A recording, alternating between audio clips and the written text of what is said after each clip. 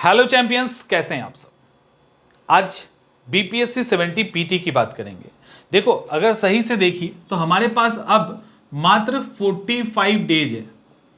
अगला महीना अक्टूबर आएगा और जैसे अक्टूबर में इन करेंगे नवंबर हिट करने लगेगा। अभी तो सितंबर में हो ना, तो अभी तो लगता है अच्छा अक्टूबर है फिर नवंबर आएगा, 2 ही दिन 3 दिन क्यों ना बचा हो। अब जब अक्टूबर में जाएंगे तो अगले महीना नवंबर है। तो सिंपल सी बात है, हमारे पास 45 डेज है। इतना बड़ा एग्जाम है और उसके बाद कई सारी चीजें आपको सुनने को मिल रही है। लाइक एग्जाम 2 दिन तक हो, 2 दिन होगा, यानी 2 अलग अलग पालियों में होगा। पेपर अलग अलग सेट बनाए जाएंगे, एक दिन का अलग सेट होगा, पूरा दूसरे दिन का अलग सेट होगा। कई सेट तैयार होंगे, कितने होंगे कंफर्म नहीं है। अब जो भी चीजें चल रही है, अब सवाल है कि हमें फोकस कहां करना है। क्या 2 दिन एग्जाम होगा उसको लेकर टेंशन लेना है, या 8 सेट बनेगा, क्वेश्चन नहीं मिलेगा, कहां से क्वेश्चन आएगा, ये सब सोचना है? नहीं, ये आयोग का काम है। यहां पे आप अपना 1 मिनट भी मत दीजिए। आयोग का काम है, उनका काम है एग्जाम कंडक्ट करवाना। अब वो जैसे करवाना है वो करवाएंगे, उसी के अकॉर्डिंग उनको कोई रोक सकता नहीं है। अब सवाल ये उठता है कि हम क्या करें इस बीच में। आप में से कई सारे ऐसे छात्र होंगे जिनको ये लग रहा हो कि एग्जामिनेशन तो अभी है नहीं, वो तो दिसंबर तक नहीं हो रहा, वो तो आगे जाएगा, ऐसा चल रहा था। चूंकि नोटिफिकेशन लेट हो रहा था तो ऐसा लग रहा था, रिजर्वेशन का इशू था, इस चक्कर में सीरियस तैयारी हुई नहीं और एग्जामिनेशन अब सिर के ऊपर आ गया 17 नवंबर। अब क्या करें। और जिनकी तैयारी थोड़ी थोड़ी चल रही है, जिन्होंने बहुत अच्छे से भी तैयारी की, 45 डेज बड़ा ही कीमती होता है। आपको पता है इस 45 डेज में अभी नहीं, 15 दिन और निकलेगा ना, जब 30 दिन बचेगा तो जो 5 साल से तैयारी कर रहे हैं ना, उनकी भी हिम्मत टूटेगी। हर साल होता है, हर साल होता है। और आपको बताएं, और मैं जो आपको बताता हूं ना, ये एकदम से प्रैक्टिकल बात बताते हैं, एकदम से वो बस एक इमेजिनेशन नहीं है। कल या परसों ही मेरे पे मैसेज आया है, ऐसा नहीं है, और वो स्टूडेंट है जो यूपीएससी की तैयारी कर रही है, लंबे समय से तैयारी कर रही है, सरकारी नौकरी ऑलरेडी हो रखा है, तब उसको पढ़ाई में ठीक है, एक अच्छा खासा 70% 80% तक तैयारी हो चुकी है। इट मीन्स एग्जाम निकालने के लिए तैयार है। थोड़ा एफर्ट कर दे तो एग्जाम 100% निकलेगा, सवाल ही नहीं निकलने का। लेकिन उसका दिमाग उलझ गया, और स्टूडेंट पुरानी है, दिमाग उलझ गया, और अब उसको क्या लगता है कि नहीं, शायद हमसे नहीं हो पाएगा। और ऐसे स्टूडेंट एक नहीं है, ऐसे कई स्टूडेंट हैं जिनको ऐसा लगता है कि अभी नहीं हो पाएगा। मौका इतना बड़ा है जिसको गलती से भी नहीं छोड़ा जा सकता, उस मौके को छोड़ने के लिए तैयार है। उनको लगता है नहीं हो पाएगा, जबकि वो बिल्कुल रेडी स्टूडेंट हैं। ऐसी स्थिति आएगी, आप भी फेस कर सकते हो। आप में से कुछ लोग फेस कर भी रहे होंगे कि क्या एग्जाम छोड़ दें, नहीं हो पाएगा तो क्यों हेडेक लेते हैं, अगले की तैयारी करते हैं, अगला भी तो वैकेंसी आना है। ये स्टेज आएगा। इस स्टेज में आने का सबसे बड़ा कारण मालूम है क्या है? सबसे बड़ा कारण आपका जो रिसोर्स है, वो जिस रिसोर्स से आप तैयारी कर रहे हो ना, वो रिसोर्सेज बहुत अधिक है, जिसके कारण आपको दिखता है इतना पढ़ना है, इतनी किताबें, इतने नोट्स, इतना एमसीक्यू, फलाना ढिमाका।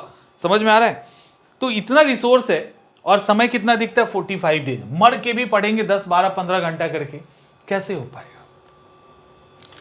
और ये मैंने क्या बोला, ये स्थिति ऐसा नहीं है कि बिल्कुल न्यू स्टूडेंट की है, ये स्थिति उनकी है जो पहले से भी तैयारी करते आ रहे हैं और एग्जाम निकालने के लिए तैयार हैं। वो भी उलझ रहे हैं, क्योंकि हर साल उन्होंने खुद को उलझा के रखा है। सुलझेगा कैसे?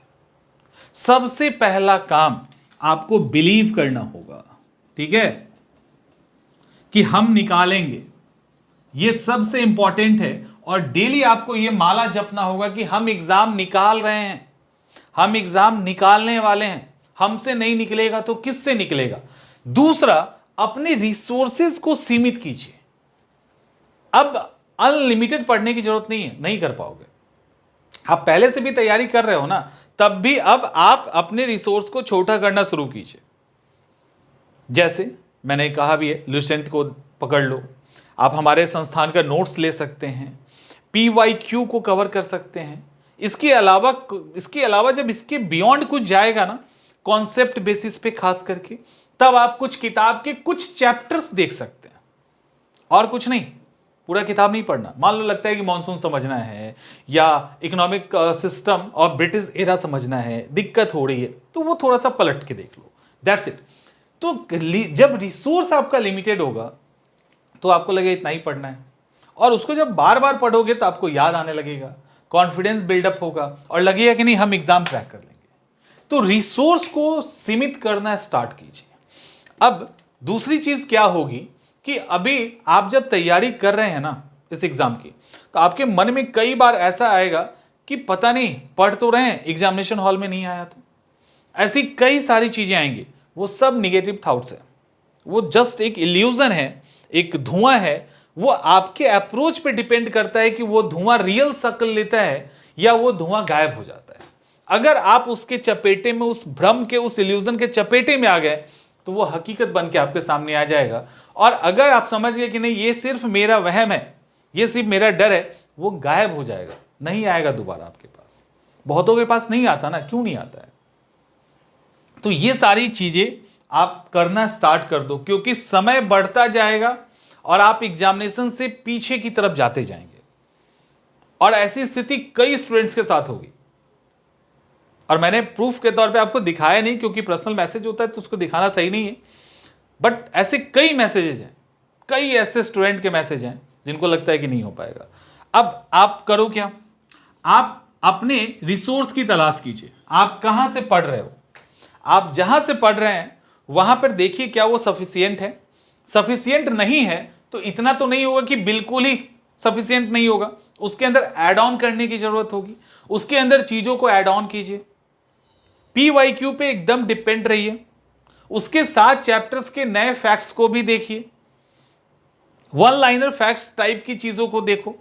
नोट्स बनाने का बिल्कुल समय नहीं है, बहुत ही स्मार्टली अपने आप को तैयार कीजिए। आपको पता है कि बायो का, मॉडर्न हिस्ट्री का और करंट अफेयर्स का, ठीक है, इन तीनों का एक बड़ा रोल है आपके इस एग्जामिनेशन को क्रैक करने में। बाकी तो है ही है, इन तीनों का सबसे ज्यादा साइंस में बायो से सवाल, सबसे अधिक हिस्ट्री में मॉडर्न हिस्ट्री से सवाल, और करंट अफेयर्स अपने आप में including Bihar special current affairs. तो ये तीन तो कहीं से गलत गड़बड़ नहीं होना चाहिए। मतलब हम यहां पे तो कम से कम 35 अप्रोक्स क्वेश्चन तो देख ही सकते हैं ना। 35 में अगर 30 भी हम कर लेते हैं तो आप समझ रहे हो कितने बड़े फायदे में रहेंगे, सिर्फ एक सेक्शन से, करंट अफेयर्स से। उसके बाद मॉडर्न हिस्ट्री की बारी आएगी तो यहां से भी 15-17 क्वेश्चंस तो कम से कम होगा, उससे अधिक होता है। बायो में भी कुछ इसी तरह की स्थिति होगी। तो आप समझो यहां पे कि 30, 15, 45, लगभग 60 के अप्रोक्स क्वेश्चंस तो आप यहां से करोगे, जो कम है और भी बढ़ सकता है। तो एक बड़ा हिस्सा है। उसके बाद 10 क्वेश्चन 10 क्वेश्चन 10 क्वेश्चन करके, किसी में 7, किसी में 8, ऐसे करके सवाल आते हैं ना। एंशिएंट मिडावल को उठाओगे तो 5, 6, 7 करके क्वेश्चंस आते हैं। तो आप सोचो कि इसको भी अगर फोकस अभी अच्छे से आप कर लीजिए, करंट अफेयर्स पे एकदम टूट पड़िए, और इसके साथ एक्स्ट्रा बिहार स्पेशल को ऐड कर लो। अब देखो एक चीज ध्यान रखना, एक चीज अच्छे से ध्यान रखना, हर एक सब्जेक्ट में आप मास्टर नहीं हो सकते, हर सब्जेक्ट के हर चैप्टर में आप मास्टर नहीं हो सकते। लेकिन आपको यह ध्यान रखना होगा कि किस सब्जेक्ट का वेटेज हम जिस भी एग्जाम को दे रहे हैं उसमें कितना है। यदि आपको लगता है कि मॉडर्न हिस्ट्री का वेटेज अधिक है तो मॉडर्न हिस्ट्री में आपको मास्टर बनना चाहिए। अगर लगता है बायो का वेटेज ज्यादा है तो बायो में मास्टर बनना चाहिए। करंट अफेयर्स से हम मैक्सिमम सवाल आपको सही करना चाहिए, क्योंकि यहां अगर चूक होती है तो बहुत बड़ी चूक हो जाएगी। आप जैसे मॉडर्न हिस्ट्री का पेपर है, इसी तरह से एंशिएंट और मिडावल भी है ना। इवन एंशिएंट हिस्ट्री बहुत बड़ा है, एंशिएंट हिस्ट्री सबसे बड़ा चैप्टर है, सब्जेक्ट है, उसके बाद मिडावल है, तब मॉडर्न है। अब सोचो कि उसके बाद मिडावल नहीं, उसके बाद मॉडर्न है, तब मिडावल है। मिडावल सबसे छोटा है, एंशिएंट सबसे बड़ा है। और अगर हम अभी शार्पली चीजों को मैनेज नहीं करें और मॉडर्न हिस्ट्री हमारा सही नहीं है ठीक से, और एंशिएंट हिस्ट्री पे हम टूट पड़े, तो क्या यह सही स्ट्रैटेजी होगा? आप सोचिए, क्या यह सही स्ट्रैटेजी होगा? और यहां पे आप टूट पड़ के क्या कर लोगे? 7 क्वेश्चन में 5 या 6 सही कर लोगे। एंशिएंट हिस्ट्री में क्वेश्चन गलत होना तय है, 1-2 सवाल तो गलत होगा। मिडाइवल में आप 7 में 7 सही कर सकते हैं, अगर सही से पढ़ोगे ना तो 7 में 7 सही होगा बहुत कम पढ़ के, लेकिन एंशिएंट में ऐसा हो ही नहीं सकता, 1-2 सवाल गलत होने हैं। मॉडर्न हिस्ट्री में, जबकि आपको मॉडर्न हिस्ट्री से अधिक पढ़ना है, मॉडर्न हिस्ट्री में उससे कम पढ़ के आप कितने अधिक सवाल को सही कर रहे हैं, तो हम इसमें मास्टरी कर लेना, कोई दिक्कत। फिजिक्स केमिस्ट्री करेंगे, छोड़ेंगे नहीं, उसके भी मोटे टॉपिक को करेंगे, लेकिन बायो को तो पहले अच्छे से कर लें। करंट अफेयर्स करेंगे, पूरा करेंगे, पहले इंडियन, समझ में आ रहा है, इंडियन करंट अफेयर्स को अच्छे से कर ले, पहले इंडिया वाला सेक्शन सब देख लो अच्छे से, एकदम मास्टरी कर लो उस पर, तब इंटरनेशनल को देख लो। इंडिया के बाद क्या देखना है आपको मालूम है करंट अफेयर्स में? पहले इंडिया को देखिए, फिर इंडिया का इंटरनेशनल रिलेशन किसके साथ इंटरनेशनल रिलेशन है, या इंडिया का किस तरह का फॉरेन अफेयर किसी और के साथ हो रहा है, वो सेक्शन देखिए, तब प्योर इंटरनेशनल फैक्ट्स को देखिए। करंट अफेयर्स वहीं कहीं ना कहीं घूम रहा होगा। Bihar special including current affairs, इसको कर लो, तो मेजर सेक्शन आप यहीं से कवर कर लेंगे। तो करंट अफेयर्स आप ऐसे कर लीजिए। तो इस तरह से कुछ जगह पे मास्टरी कीजिए, ancient history, medieval history, physics, chemistry, इसको सेव कीजिए। मास्टर नहीं बनना, वहां सेव करना है। तो सेव की स्ट्रैटेजी, मास्टर बनने की स्ट्रैटेजी के कॉम्बिनेशन के साथ इस एग्जाम को क्रैक कर सकते हैं। वो भी रोज माला जपना होगा कि हम इस एग्जाम को निकालने वाले हैं, अदरवाइज सब मास्टर करने वाले भी पीछे आएंगे, आना शुरू कर दिए हैं, बहुत अच्छा पकड़ है, पीछे आने लगे हैं, तो वो नहीं होना चाहिए। ठीक है, तो आई थिंक समझ में आ गया होगा। तो इस तरह से आप चीज़ों को आगे बढ़ाइए, अच्छा होगा, बढ़िया कर लोगे। ठीक है, और बहुत आप जितना पढ़े हो ना, वहां से ही ऊपर अपने आप को उठा लो थोड़ा सा ना, तो एग्जाम आपका क्रैक हो जाएगा। चलो मिलते हैं नेक्स्ट सेशन में।